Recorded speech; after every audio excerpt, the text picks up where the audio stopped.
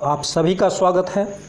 आज है 14 जून 2021 और आज हम 14 जून 2021 से संबंधित करंट अफेयर्स के जितने भी महत्वपूर्ण प्रश्न बन सकते हैं उन सारे प्रश्नों पर चर्चा करेंगे। तो आइए शुरू करते हैं। और अगर अभी तक आपने इस चैनल को सब्सक्राइब नहीं किया है तो कृपया सब्सक्राइब कर लें तथा बेल आइकन दबाना बिल्कुल न भूलें। आइए आगे बढ़ते हैं दोस्तों। पहला प्रश्न है, athletics federation of India AFI ने इंडियन ग्रैंड प्रिक्स 4 का आयोजन कब और कहां कराने की घोषणा की है। विकल्प ए है 21 जून फगवाड़ा, बी 21 जून पटियाला, सी 22 जून लुधियाना और डी 23 जून अमृतसर। तो सही उत्तर है इसका विकल्प बी 21 जून 2021 को पटियाला में भारतीय खेल संस्थान है और वहीं पर AFI ने इंडियन ग्रैंड प्रिक्स 4 का आयोजन कराने की घोषणा की है। ठीक है, अब इंडियन ग्रैंड प्रिक्स 4 के बारे में जान लेते हैं। AFI की स्थापना 1946 में की गई थी और इसका हेडक्वार्टर जो है ये नई दिल्ली में है। क्वेश्चन नंबर 2 देखते हैं। हाल ही में कन्नड़ भाषा के किस प्रसिद्ध कवि का निधन हो गया है जिन्हें दलित कवि के नाम से जाना जाता है। VS रमैया, बी सिद्धलिंगैया, सी के चिनप्पा, डी इनमें से कोई नहीं। सही उत्तर है इसका विकल्प बी सिद्धलिंगैया। सिद्धलिंगैया नाम के कन्नड़ भाषा के प्रसिद्ध कवि का हाल ही में निधन हुआ है। उन्हें दलित कवि के नाम से भी जाना जाता था और उन्होंने दलित वंद्या साहित्यिक आंदोलन शुरू किया। दलित लेखन शैली शुरू करने का भी उन्हें ही श्रेय है और उनके द्वारा दलित संघर्ष समिति का गठन किया गया। क्वेश्चन नंबर 3, हाल ही में पद्मश्री से सम्मानित किस प्रसिद्ध अर्थशास्त्री और पर्यावरणविद का उड़ीसा के भुवनेश्वर में निधन हो गया है। ए professor Radha Mohan ji, B professor राजकुमार, सी प्रोफेसर देवाशीष मोहंती और डी इनमें से कोई नहीं। सही विकल्प है विकल्प ए प्रोफेसर राधा मोहन जी, जो कि एक प्रसिद्ध अर्थशास्त्री और पर्यावरणविद रहे हैं तथा उन्हें पद्मश्री से भी सम्मानित किया गया है। उनका हाल ही में उड़ीसा की राजधानी भुवनेश्वर में निधन हो गया है। प्रोफेसर राधा मोहन जी प्रसिद्ध अर्थशास्त्री पर्यावरणविद रहे हैं और ओडिशा के पूर्व सूचना आयुक्त भी रह चुके हैं। इन्हें इनकी बेटी साबरमती के साथ, इनकी बेटी का नाम साबरमती है और उनके साथ ही इन्हें पद्मश्री से सम्मानित किया गया था। क्वेश्चन नंबर 3 के बाद 4 देखते हैं। हाल ही में किस भारतीय को international association of ultra runner council के एशिया ओसेनिया प्रतिनिधि के रूप में चुना गया। विकल्प ए हेमंत बरुआ, विकल्प बी नागराज अडगा, विकल्प सी कमल किशोर और विकल्प डी इनमें से कोई नहीं। सही उत्तर है विकल्प बी नागराज अडगा को हाल ही में international association of ultra runner council का एशिया ओसेनिया प्रतिनिधि के रूप में चुना गया है। ठीक है, अब देखिए नागराज अडगा कर क्या रहे हैं। नागराज अडगा स्वास्थ्य एवं फिटनेस को बढ़ावा देने और उभरते हुए खिलाड़ियों को प्रोत्साहित करने के लिए एथलेटिक्स फेडरेशन ऑफ इंडिया यानी कि AFI जिसकी स्थापना 1946 में हुई है उसके साथ मिलकर के तथा अन्य विभिन्न सरकारी निकायों के साथ मिलकर के कार्य कर रहे हैं। क्वेश्चन नंबर 5, स्पोर्ट कार बनाने वाली मशहूर कंपनी फेरारी का नया CEO किसे चुना गया है। ए बेनेडिटो बिगना, बी जॉन एल्केन, सी जेसी राइडर, डी इनमें से कोई नहीं। तो सही उत्तर है इसका विकल्प ए बेनेडिटो बिगना। बेनेडिटो बिगना को हाल ही में मशहूर कंपनी फेरारी का नया CEO चुना गया है। CEO होता है चीफ एग्जीक्यूटिव ऑफिसर, मुख्य कार्यकारी अधिकारी। एक होता है term CTO chief technical officer, एक होता है COO चीफ ऑपरेशनल ऑफिसर, एक होता है CFO चीफ फाइनेंशियल ऑफिसर। तो इन टर्म्स को आपको जान लेना चाहिए। तो बेनेडिटो बिगना को नया CEO चुना गया। इसके पहले कौन CEO थे? John Elkann. तो जॉन एल्केन की तरह से जॉन एल्केन की जगह पर बेनेडिटो बिगना को चुना गया है। बेनेडिटो बिगना को पूर्व CEO जॉन एल्केन की जगह फरारी का नया CEO चुना। फरारी के बारे में जान लेते हैं। यह एक इटली की कंपनी यानी इटली की लग्जरी स्पोर्ट कार निर्माता कंपनी है। इसके संस्थापक एंजो फेरारी। मुख्यालय इसका मारानेलो इटली में है, मारानेलो इटली। और इसकी स्थापना जब भारत को स्वतंत्रता मिली थी जिस वर्ष, उसी वर्ष इसकी स्थापना 1947 में की गई थी। यानी कि 1947 में फरारी कंपनी की स्थापना की गई थी एंजो फेरारी के द्वारा। क्वेश्चन नंबर 6, हाल ही में घोषित पुलित्जर पुरस्कार 2021 के 105वें संस्करण, ये भी याद रखना है कि 2021 में पुलित्जर पुरस्कार का कौन सा संस्करण आयोजित हुआ। तो पुलित्जर पुरस्कार के 105वें संस्करण में सार्वजनिक सेवा श्रेणी पब्लिक सर्विस कैटेगरी का पुरस्कार किसे प्रदान किया गया। A the New York Times, B the Guardian, C the Patriot, D इनमें से कोई नहीं। सही उत्तर है इसका विकल्प ए द न्यूयॉर्क टाइम्स को पुलित्जर पुरस्कार 2021 के 105वें संस्करण में पब्लिक सर्विस कैटेगरी में पुरस्कृत किया गया है। ठीक है, चलिए पुलित्जर पुरस्कार के बारे में जानते हैं। द न्यूयॉर्क टाइम्स पुलित्जर पुरस्कार मिला किसको, द न्यूयॉर्क टाइम्स को। और पुलित्जर पुरस्कार जो है ये संयुक्त राज्य अमेरिका में समाचार पत्र, पत्रिका, ऑनलाइन पत्रकारिता, साहित्य एवं संगीत रचना में विशिष्ट उपलब्धियों के लिए प्रदान किया जाता है। इसकी स्थापना कब हुई, 1917 में हुई।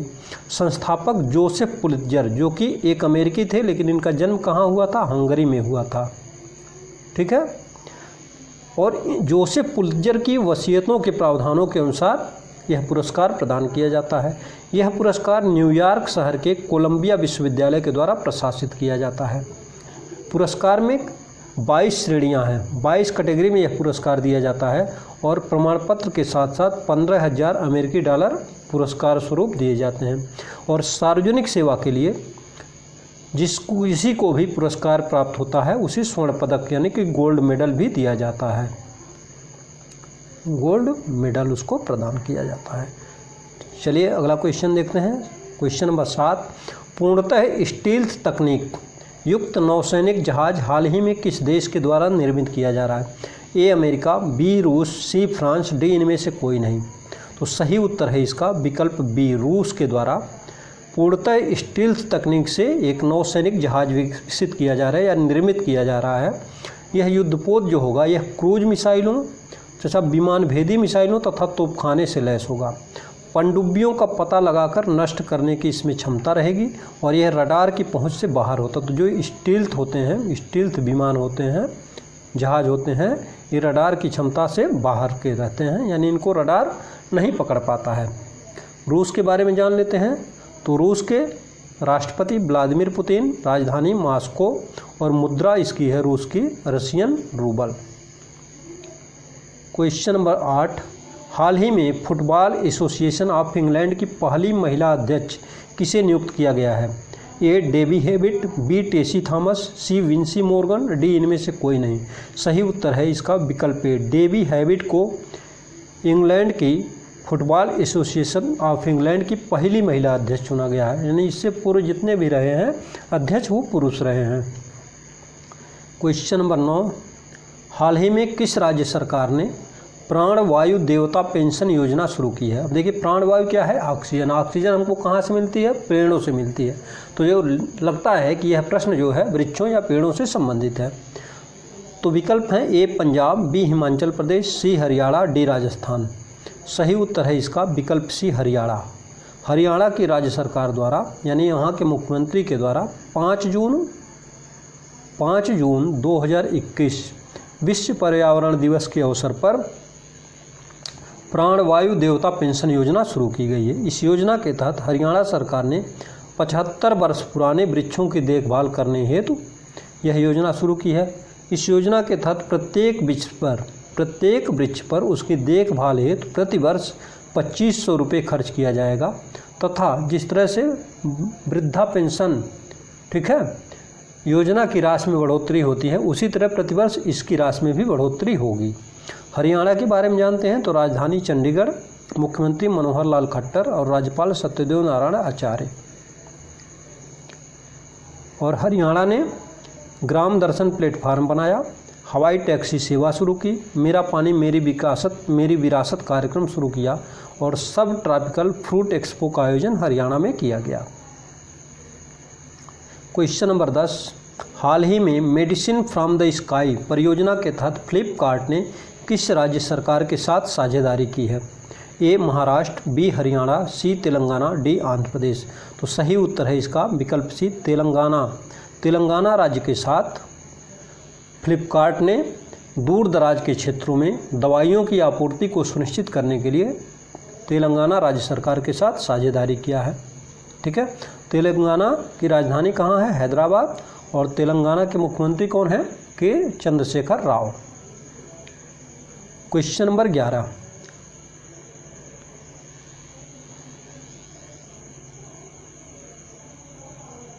क्वेश्चन नंबर 11 चलिए देखते हैं।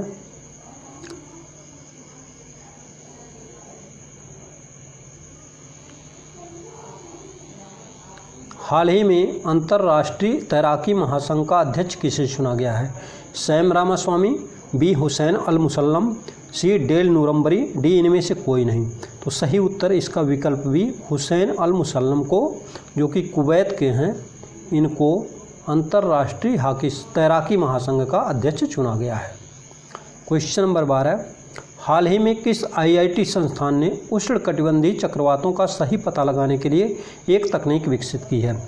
ए IIT Delhi, B IIT Kharagpur, C IIT Kanpur, ये नहीं रहेगा, और डी इनमें से कोई नहीं। तो सही उत्तर है इसका B IIT Kharagpur. IIT Kharagpur, ठीक है।